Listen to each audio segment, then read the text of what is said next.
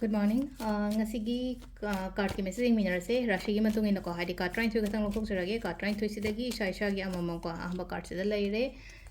ani shuba ko trying to lokok so haidi mesh brisha mithun ko adagi amuk karkat laire singha laire ko kaina laire tula laire adagi brichik ko brichik laire dhanu laire muka laire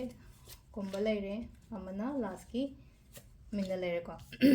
sida laire ko koigi kaino se ko haidi card sing se sumaina laire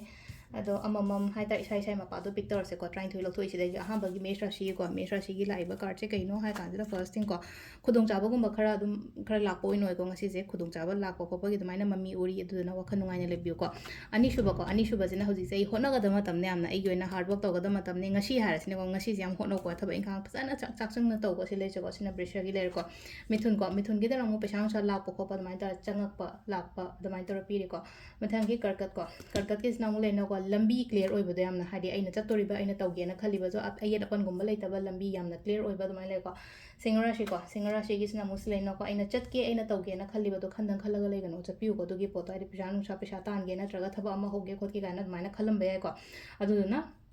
jaina khali ba poto chapiu ha ko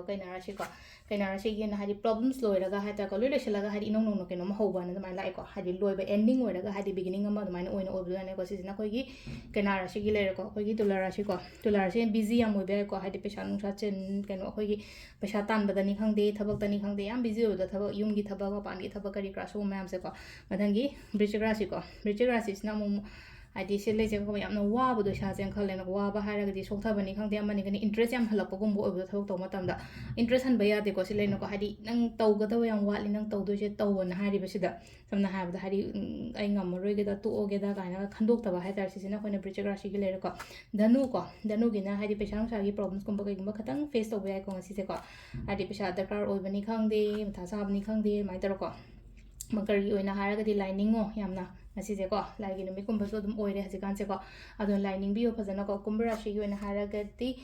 thabok me am yam ba to ko hadi amagi so me shu loin aina loina ma pura ga aina loina to bagi type ta male ko last ki min rashi gi snong le ko sida su lena ko spiritual oil hadi lining on hai ko lining mari mayam dagi loina cut off to ga yum daga le ga chen dena ta na hadi lining bani khangde natraga hadi ko gi meditations kumba to bani khangde amani khangde ko admai kumba to biyo ko adu silere ko gi ngasi gi oina rashi gi tarot card reading ko ka da videos mo ko nei minarase thank you